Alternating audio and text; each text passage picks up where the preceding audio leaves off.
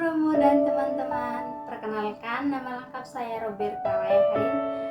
Saya bersama dengan kedua teman saya, Helena Rama Okvitianti dan Marianus Octavianus. kami dari kelompok 7. Kami akan membagikan kisah tentang Nabi Yeremia. Nabi Yeremia mulai berkarya sejak abad ke-7 sebelum Masehi. Yeremia menjadi saksi mata di mana kerajaan Yehuda atau kerajaan selatan dikalahkan oleh Nebukadnezar dari Babel, dan kemudian mereka ini dibuang ke tanah Babel. Nabi Yeremia merupakan kitab nabi yang paling panjang di antara para nabi lainnya. Untuk itu, kami akan membagikan atau memberikan beberapa hal yang esensial tentang Nabi Yeremia. Antara lain, kisah panggilan kenabiannya dan juga pengalaman-pengalaman Yeremia yang harus menghadapi tugas-tugas kenabian yang berat. Biasa dikenal dengan ratapan, keluhan, dan konfisionalis Yeremia mengenai perutusannya. Pertama, berbicara tentang situasi zaman. Situasi zaman itu, kerajaan Israel sudah terpecah menjadi dua, yakni kerajaan utara dan selatan. Kedua kerajaan ini senantiasa melakukan kejahatan dan sama sekali tidak melakukan hal benar atau baik yang dikehendaki oleh Allah. Dalam situasi ini, Allah menghadirkan para nabi untuk membawa umat Israel ke jalan yang lurus, jalan kesetiaan, di mana jalan yang dikehendaki oleh Allah. Meskipun Allah sudah mengutus banyak para nabi, umat Israel tidak pernah mendengarkan mereka. Akibatnya, kehancuran yang sudah dinubuatkan oleh para nabi itu terjadi. Kerajaan utara dihancurkan oleh Asyur tahun 722, dan kerajaan selatan pun mengalami hal yang sama karena tidak mendengarkan seruan-seruan pertobatan yang dinyatakan oleh para nabi, dan pada akhirnya nubuat kehancuran itu pun terjadi atas mereka. Ketika tahun 587 dikalahkan oleh Babilonia dan dibuang. Yeremia hidup di masa-masa terakhir keberadaan kerajaan selatan atau Yehuda sebagai sebuah bangsa yang merdeka. Ia tidak segan-segan menegur bangsa Yehuda agar berbalik kepada Allah supaya ancaman kehancuran itu tidak terjadi. Salah satu istilah yang dipakai oleh Yeremia adalah supaya periuk panas dari utara akan ditumpahkan atas mereka. Tetapi sekali lagi, apa yang dikatakan oleh Yeremia tidak didengarkan oleh orang-orang Yehuda. Yeremia justru menjadi bahan pembantahan, permusuhan, ditolak dan dianiaya oleh orang-orang Yehuda, bahkan mereka yang dekat dengannya seperti keluarga, orang-orang sekampung di Ananot, dan lebih parahnya lagi, mereka berusaha untuk membunuhnya. Dalam situasi seperti ini, Nabi Yeremia mengalami pergulatan yang berat. Tetapi secara unik ia terbuka dan menseringkan pengalaman batinnya yang tidak mudah hidup sebagai seorang nabi. Ia bahkan putus asa dan tidak mau lagi bernubuat atau berbicara demi nama Tuhan. Dalam kegelisahan atau pergumulan hidup ini, Allah yang mengutusnya sedari awal tetap menjaganya, sehingga ia terus menjadi nabi bagi Allah dengan segala pergulatannya. yang kedua, berbicara tentang panggilan Yeremia. Yeremia mulai melakukan tugas kenabiannya pada zaman Raja Yosia dan terus menjalankan perutusannya tersebut hingga di zaman Sedekia. Dalam kisah panggilannya banyak ungkapan-ungkapan menarik dan menyentuh hati, seperti sebelum aku membentuk engkau dalam rahim ibumu, aku telah mengenal engkau. Sebelum telah menguduskan engkau, aku telah menetapkan engkau menjadi nabi bagi bangsa-bangsa. Artinya bahwa Yeremia sudah dipilih oleh Allah. Bahkan sebelum Yeremia ada dalam kandungan ibunya, Allah sudah mengenalnya.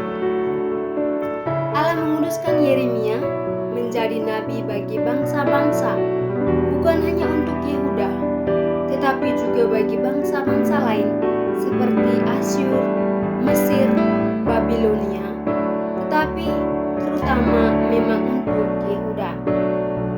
Setelah mendengar hal itu, seperti ini ternyata ia keberatan dengan mengatakan, "Ah, Tuhan Allah, sesungguhnya aku tidak pandai berbicara dan aku masih muda." Menanggapi keberatan Yeremia, Allah menjawab, "Jangan engkau katakan masih muda, tetapi kepada siapapun engkau utus, haruslah engkau pergi, dan apapun yang kuperintahkan kepadamu, haruslah engkau sampaikan kepada mereka." Pernyataan Allah seolah-olah tidak memberi kesempatan dan mengabaikan keberatan Yeremia. Hal ini bukan berarti Allah tidak peduli, melainkan Allah menjamin bahwa keberatan mereka pasti diatasi olehnya. Maka pada akhirnya Yeremia pun siap untuk menjadi perpanjangan tangan dan lidah Allah dalam mewartakan keselamatan bagi bangsa-bangsa. Ketiga, berbicara tentang tugas Yeremia. Allah sudah menyediakan tugas untuk Yeremia dan tugas tersebut sangat berat, di mana Allah mengutusnya untuk menyerukan kehancuran. Seperti tertulis dalam kutipan tersebut, "Ketahuilah, pada hari ini aku mengangkat engkau atas bangsa-bangsa dan kerajaan-kerajaan untuk mencabut dan merobohkan, untuk membinasakan dan menumbuhkan, untuk membangun dan menanam." Tugas perutusan ini harus dilaksanakan oleh Yeremia karena flashback pada zaman itu, situasi kerajaan Yehuda tidak ideal. Artinya, mereka tidak sedang hidup dalam damai dan membangun relasi yang baik dengan Allah, melainkan memberontak. Dalam tugas perutusannya, sekali lagi, Yeremia selalu menyuarakan seruan kehancuran seperti periuk panas dari utara akan ditumpahkan atas mereka, yang artinya mereka akan hancur lebur. Alasan seruan ini karena mereka hidup dalam situasi kritis dan diharapkan berbalik kepada Allah. Di samping itu, Yeremia juga tidak hanya menyuarakan kehancuran atau kabar buruk, tetapi ia juga diutus untuk membangun dan menanam. Dengan demikian, seorang nabi juga mewartakan hal positif, baik seperti pengharapan, sukacita, dan hidup baru. Tentu untuk memperoleh sukacita, hidup baru, dan lain sebagainya, kunci utamanya adalah mendengarkan seruan nabi serta berbalik kepada Allah. Keempat, berbicara tentang penglihatan Nabi Yeremia. Sesudah kisah panggilan Nabi Yeremia, muncul pengalaman-pengalaman penglihatan, di mana ia mengalami 2 kali penglihatan. Penglihatan pertama, Nabi Yeremia melihat pohon padang. Pohon ini diartikan sebagai sebuah tanda atau simbol, di mana Allah siap melaksanakan firman-Nya, yakni untuk mencabut dan merobohkan, untuk membinasakan dan meruntuhkan, bila Yehuda tidak setia dan berbalik kepada Allah. Tetapi jika Yehuda setia dan berbalik kepada Allah, maka Allah akan membangun dan menanam. Artinya bahwa Yehuda akan mengalami hidup baru dan penuh kedamaian. Penglihatan kedua adalah periuk mendidih dari utara. Artinya bahwa ada kekuatan besar dari utara akan menyerang dan menantangkan Yehuda. pengalaman penglihatan itu, Allah kembali meneguhkan Yeremia dan memintanya untuk bangkit dan siap menyampaikan segala perintah dari Allah. Janganlah gentar terhadap mereka, supaya jangan aku menggentarkan engkau di depan mereka. Artinya bahwa Allah tahu betul kalau Yeremia memang masih muda dan pasti mengalami ketakutan.